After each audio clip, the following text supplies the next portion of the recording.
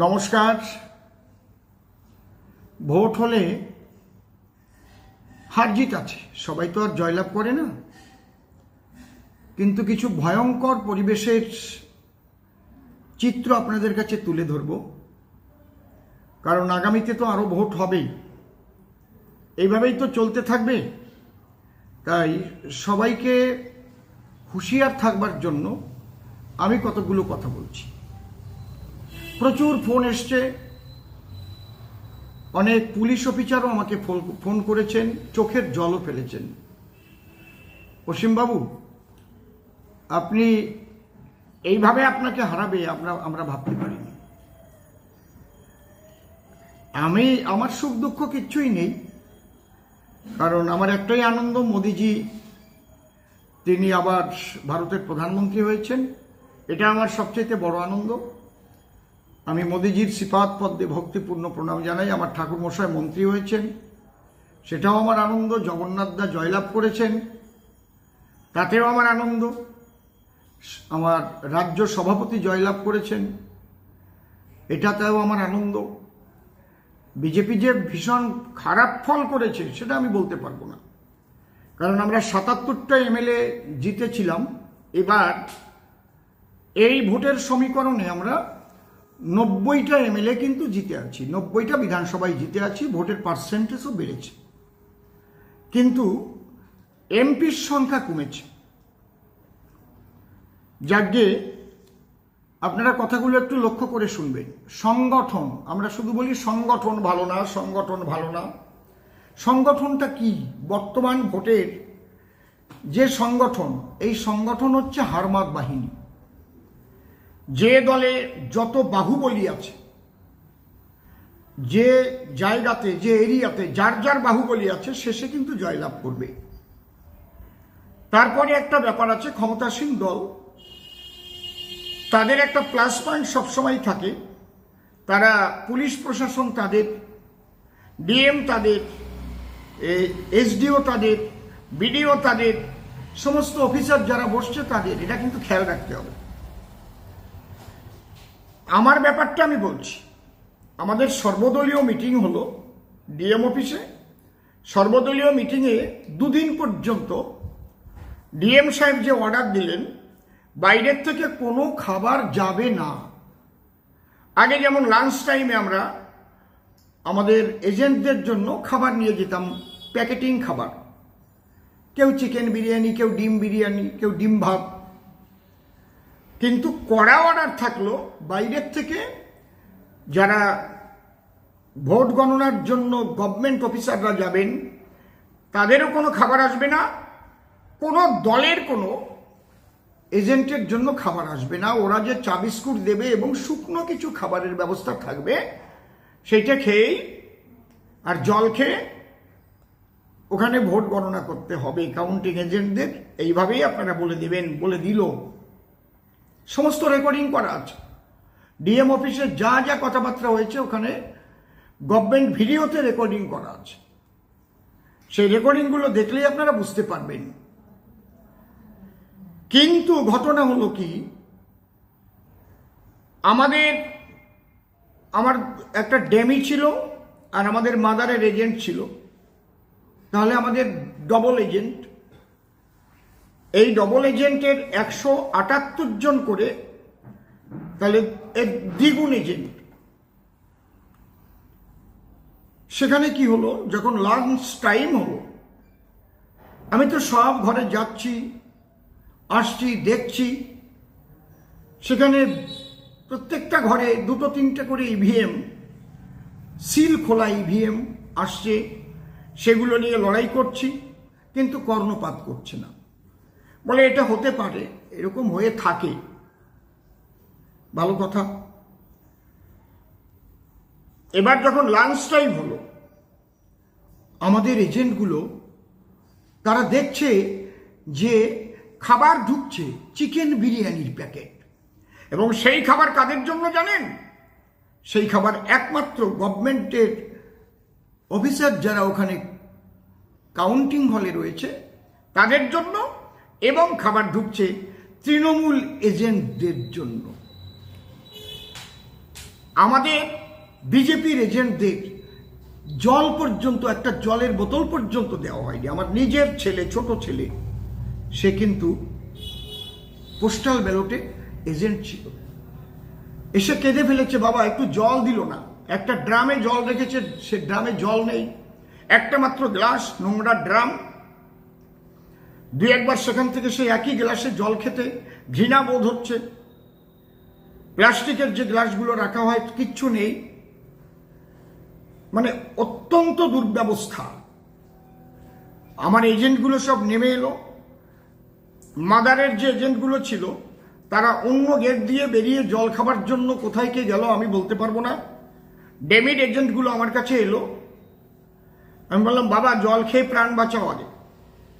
ওরা এক এক করে বাইরে এসে জলের জন্য, জল তো কাছাকাছি নেই, আমি জল কোথার থেকে দেব? জল তো বাইরে থেকে আনতে হবে, এত লোকের জল।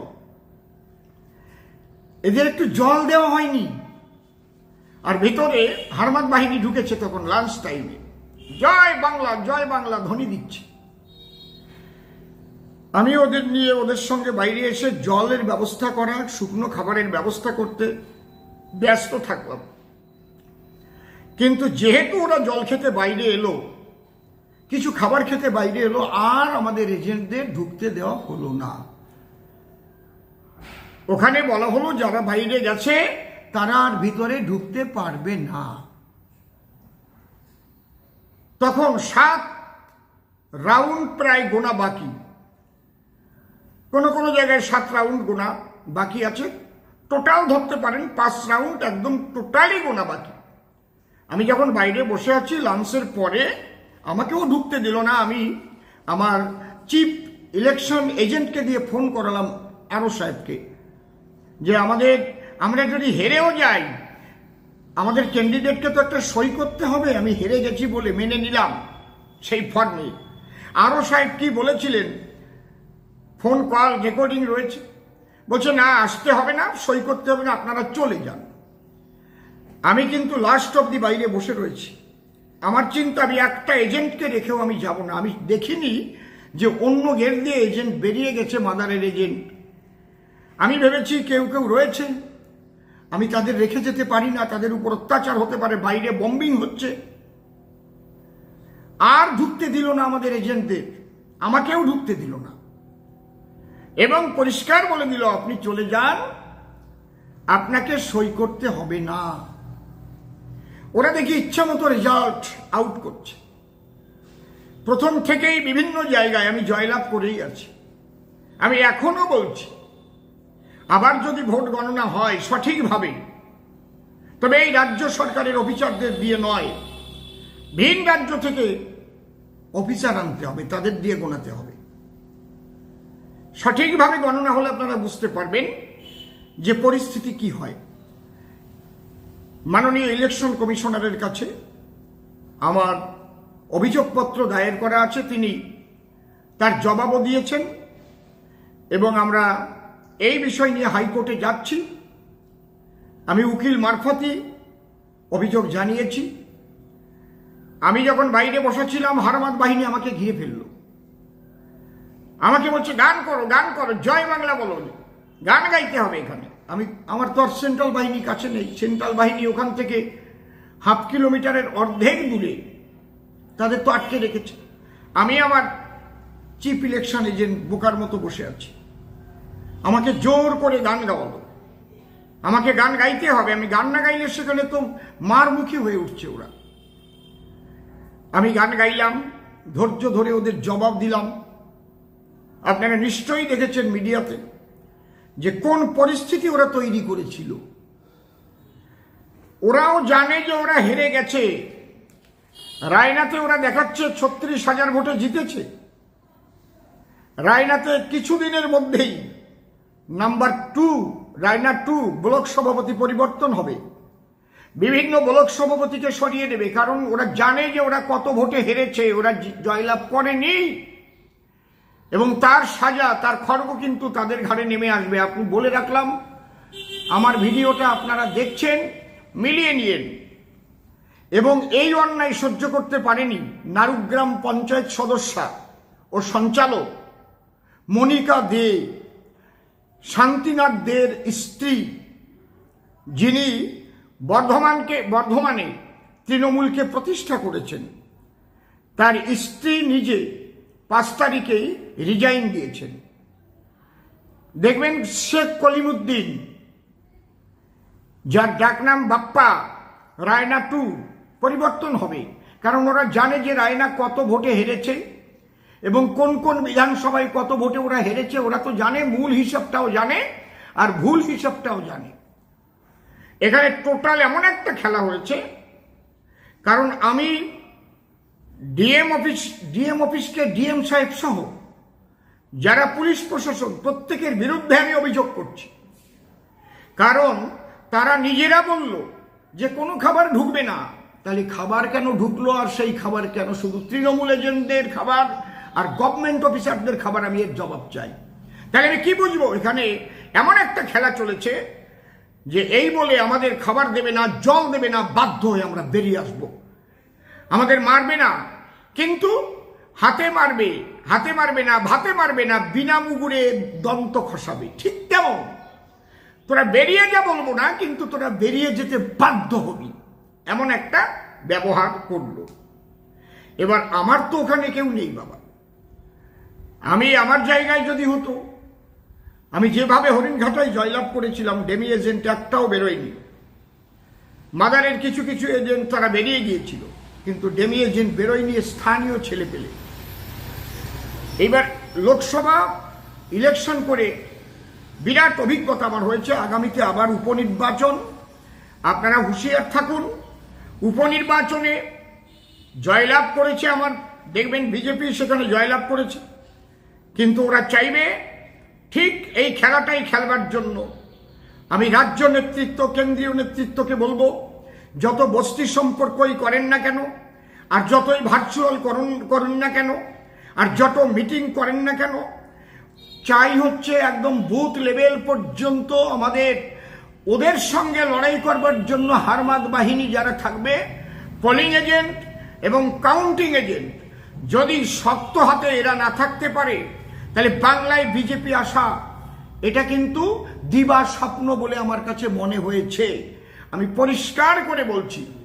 আর যেভাবে টাকার খেলা হয় একদম উচ্চ স্তর থেকে নিম্ন স্তর পর্যন্ত, এই টাকার খেলা বন্ধ করতে হলে এই বাংলার প্রশাসন দিয়ে ভোট হলে হবে না, পুলিশ প্রশাসন দিয়ে। আর সেন্ট্রাল বাহিনী ভেতরে ঢুকতে দিতে হবে, সেন্ট্রাল বাহিনীর হাতে একদম ফ্রি হ্যান্ড করে দিতে হবে।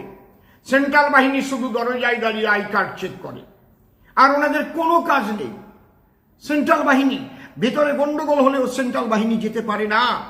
একটা এজেন্টকে যদি মেরে নাক ফাটিয়ে দেয়, সেন্ট্রাল বাহিনীর কিছু করার নেই সেখানে। এইরকম সেন্ট্রাল বাহিনী আমার দরকার নেই। যদি এইভাবে সেন্ট্রাল বাহিনী হয়, তাহলে আমার মনে হয় এইভাবে ভোট না করাই ভালো। ও মাননীয় মুখ্যমন্ত্রীকে বললে ভালো হয় যে আপনি নিয়ে যান, সবই আপনার। আর যদি ভোট করতেই হয়, তাহলে সেন্ট্রাল বাহিনীকে ফ্রি হ্যান্ড করতে হবে। ভিতরে সেন্ট্রাল বাহিনী যাবে, তাদের ক্ষমতা থাকবে, তারা অ্যারেস্ট করতে পারবে, তারা গ্রেপ্তার করে তারা কেস রুজু করতে পারবে। এমন ক্ষমতা যদি সেন্ট্রাল বাহিনীর থাকে, তাহলে সেন্ট্রাল বাহিনী কাজ করতে পারবে। সেন্ট্রাল বাহিনীকে যেভাবে একদম হাতের পুতুল করে রাখা হয়, এবং পুরো ডিএম অফিস থেকে একদম বিডিও থেকে এসডিও থেকে যারা ভোট গ্রহণ করে, প্রিজাইডিং অফিসার থেকে, এবং যারা ভোট গণনা করে, সমস্ত কিছুর উপরেই কিন্তু একটা কালো হাত এবং অর্থের বিরাট একটা পাহাড় খেলা করছে। আমার ঠাকুরমা বলতেন, ওরে টাকায় কাঠের পুতুলো হা করে রে, কাঠের পুতুলো হা করে। এই জন্যে অনেকের ইচ্ছা না থাকলেও বাধ্য হয়ে এই অন্যায় অত্যাচারকে মেনে নিতে হয়। ওখান থেকে আমাকে যেভাবে কালনা পৌঁছে দেওয়া হয়েছে 3টে পুলিশ গাড়ি করে, ওখানে একজন খুব ভালো পুলিশ অফিসার ছিলেন, তিনি আমার কাছে কানে কানে বললেন, আপনি একা এখান থেকে বেরোবেন না, আমি গাড়ি দিয়ে আপনাকে কালনা পৌঁছে দেব। এবং 3টে গাড়ি দিয়ে আমাকে কালনা পৌঁছে দেওয়া হলো। পরে আমি আরো যে খবর পেলাম, বলল আপনি জানেন না, বর্ধমানের প্রত্যেকটা যে রাস্তা দিয়ে আপনি কালনায় যাবেন, প্রত্যেকটা রাস্তায় 7খানা বাস ভরে দিদির দুধের গাভী, যারা হারমাদ বাহিনী বোম পিস্তল নিয়ে তারা রেডি ছিল, আপনি জয় ঘোষণা হলেও আপনি এখান থেকে বেরোতে পারতেন না, রাস্তায় আপনি খুন হতেন। এবং ওরা বলতো যে বহিরাগত একজন প্রার্থী দিয়েছে বলে নিজেদের গোষ্ঠীদ্বন্দ্বের জন্য অসীম সরকারকে মার্ডার করে দিয়েছে। বলছে কি প্ল্যান ছিল, সেই পুলিশ অফিসার চোখের জল ফেলেছে। আমি তার নাম বলবো না, সেই পুলিশ অফিসার জানবেন আমি মিথ্যা কথা বলি না। আমার কি হারিয়েছে, আমি তো এমএলএ আছি, আমি তো বিধানসভায় যাচ্ছি, এতে আমার কোনো দুঃখ নেই। দুঃখটা হচ্ছে জনগণ ভোট দিল, কিন্তু সেই ভোট গুনে বিজেপিকে তার ফলাফল বের হতে দিল না। ওই 12টাই ছিল তৃণমূলের আর 29টা ছিল বিজেপি। আমি বুকে টোকা দিয়ে বলতে পারি 12টাই ছিল তৃণমূলের এবং 29টাই ছিল বিজেপির। একদম আমার বাংলার ফলাফলের কথা বললাম। এইবার যদি জিজ্ঞেস করেন তাহলে উত্তরপ্রদেশ কি হলো সেও আমি বলবো, তবে আজকে নয়, আপনারা ভিডিও শুনতে থাকবেন, বলবো। নমস্কার, সবাই ভালো থাকবেন।